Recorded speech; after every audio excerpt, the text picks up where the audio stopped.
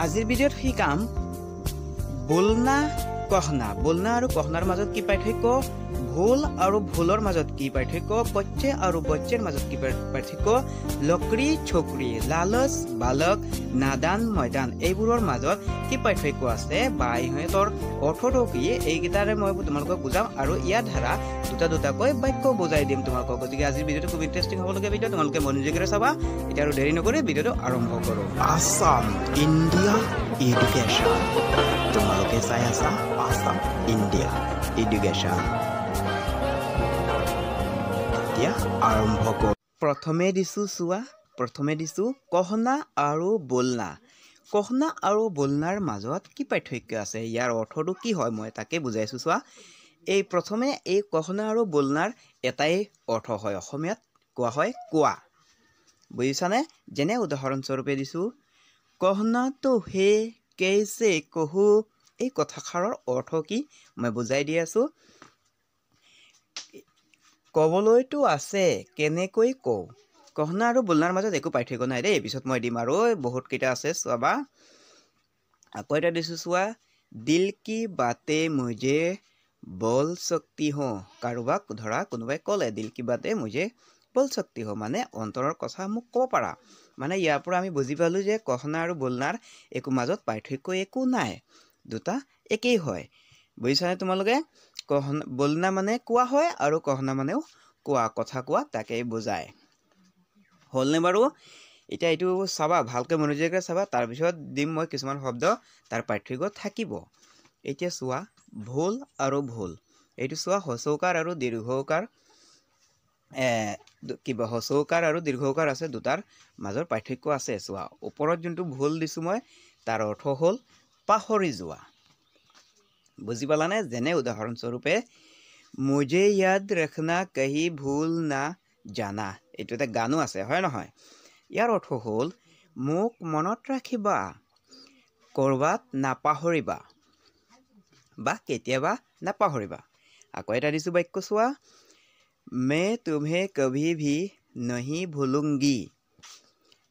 ইয়াৰ অৰ্থ হ'ল মই তোমাক কেতিয়াও নাপাহৰো এতিয়া বুজি পালানে এই ভুল শব্দটোৰ অৰ্থ কি পাহৰি যোৱাকে বুজায় হয় নহয় মই উদাহৰণ স্বৰূপে তোমালোকক বাক্যৰে বুজাও যাতে তোমালোকে বুজি পোৱা এতিয়া চোৱা তলৰ ভুলটো মানে কি ইয়াৰ অৰ্থ হ'ল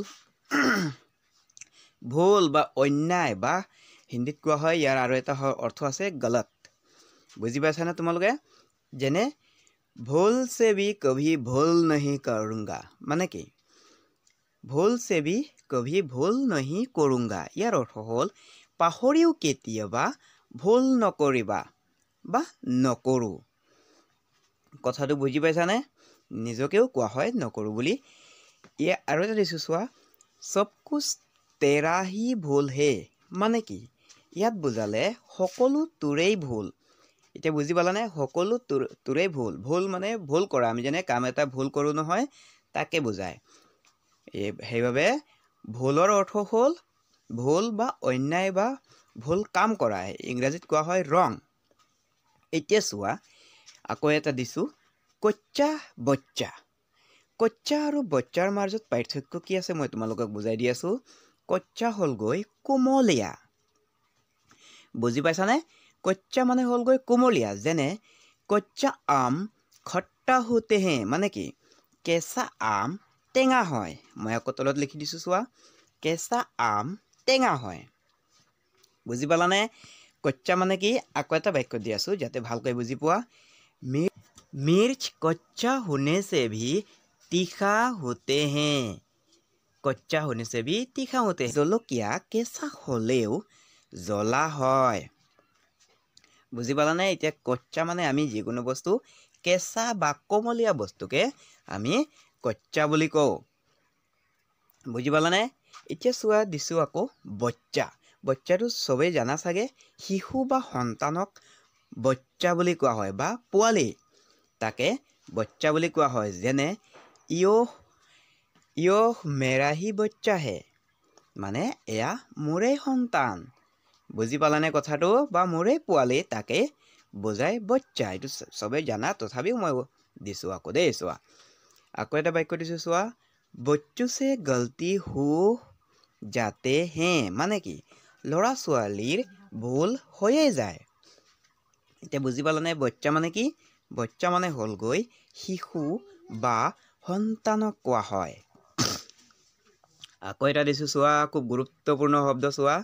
নাদান আৰু ময়দান ইয়াৰ অৰ্থ হ'ল নাদান মানে হ'ল নুবুজা যোনে নুবুজে যেনে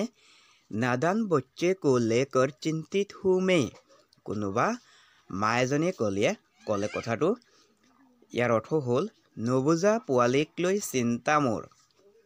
বুজি পাইছানে কথাকেইটা নাদান মানে যোনে নুবুজে তাক কোৱা হয় নাদান আকৌ এটা বাক্য দিছো নাদান মত বনো লিখলো মানে কি ইয়াৰ অৰ্থ হ'ল বুৰ্বক নহবা লিখি লোৱা মানে নাদান মানে আমি কি বুজি পালো নুবুজা নাবুজ বুলি কোৱা হয় বা সামান্য বুৰ্বক মানুহক কোৱা হয় অলপ যোন মূৰ্খ ইমান এটা নহয় তাকে নাদান বুলি কোৱা হয় এতিয়া বুজি পালানে নাদান মানে কি তাৰ পিছত দিছো চোৱা ময়দান ময়দানৰ অৰ্থ হ'ল পথাৰ কি পথাৰ খেল পথাৰ বুজি পাইছানে যেনে উদাহৰণ স্বৰূপে सारे बच्चे मैदान में खेलने लगे सारे बच्चे मैदान में खेलने लगे यार अर्थ হ'ল সকলো ল'ৰা ছোৱালী পথাৰত খেলিবলৈ লাগিল কথাটো বুজি পাইছানে হিন্দীত কৈ অসমীয়াত দীঘল হৈ যায় বাক্য আকৌ এটা বাক্য দিছো চোৱা खेल का मैदान बच्चों से भरे हुए थे মানে কি খেল পথাৰখন ল'ৰা ছোৱালীয়ে ভৰি আছিল বুজি পাইছানে এতিয়া ময়দান মানে কি ময়দান মানে হ'লগৈ খেল পথাৰ বুজি পালানে সকলোৱে ইয়াৰ পিছত আকৌ কেইটামান বাক্য দিম গুৰুত্বপূৰ্ণ ভালকৈ চাই লবা ময়দান মানে খেল পথাৰ দেই আকৌ দিছো চোৱা বালক আৰু লালচ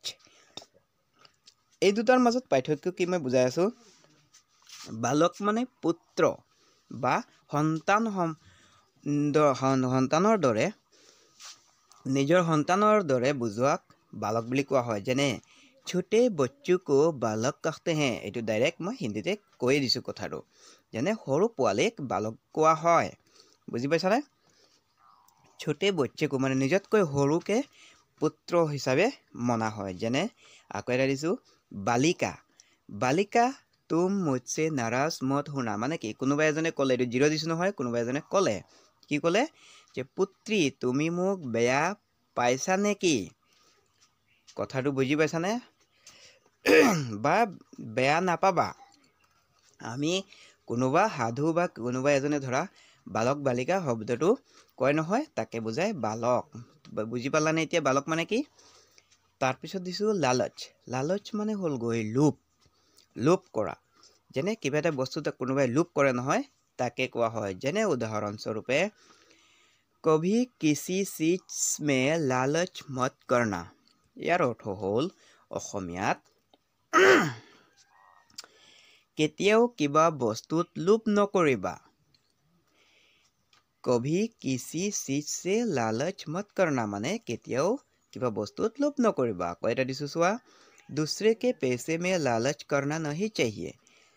दूसरे के पैसे में लालच करना नहीं चाहिए মানে আনৰ টকাত লোভ নকৰিব নালাগে আনৰ টকাত লোভ কৰিব নালাগে এতিয়া বুজি পালানে লালচ মানে কি লালচ মানে লোভ কৰা নিজৰ স্বাৰ্থৰ বাবে লোভ কৰা বহুত ইচ্ছা কৰা তাকে কোৱা হয় লালচ এতিয়া বুজি পালানে আকৌ দিছো চোৱা লড়কি লকৰি আৰু ছোকৰি ইয়াৰ অৰ্থ কি লকৰি মানে হ'ল গৈ খৰি বুজি পালানে লকৰি মানে হ'ল গৈ খৰি যেনে एक आदमी जंगल में लकड़ी काटने गए थे एक आदमी जंगल में लकड़ी काटने गए थे মানে এজন মানুহ জংগলত খৰি কাটিবলৈ গৈছিল কথাটো বুজি পালানে এতিয়া লকৰি মানে খৰি হয় দেই কিন্তু যেনে আকৌ এটা দিছো लकड़ी से हम खाना पकाते हैं মানে কি খৰিৰে আমি আহাৰ সিজাও বা ৰান্ধো আমি চৌকাত যে ভাত বনাও তাকে বুজালো দেই মানে তোমালোকক বুজাবলৈ মানে লকৰিটো মই বুজাই দিলোঁ খৰি যে আমি খৰিটো চবে চিনি পোৱা চাগে খৰিক কোৱা হয়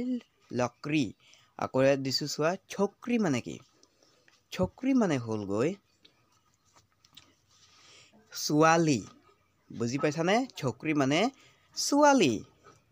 যেনে মই বুজাই দি আছোঁ ছোৱালী মানুহক কেনেকৈ বুজোৱা হয় मैं एक असमिया छोकरी हूँ মানে কি এই শব্দটো নিশ্চয় তোমালোকে ফিল্ম বা চিৰিয়েলত শুনি পাইছা চাগে छोकरी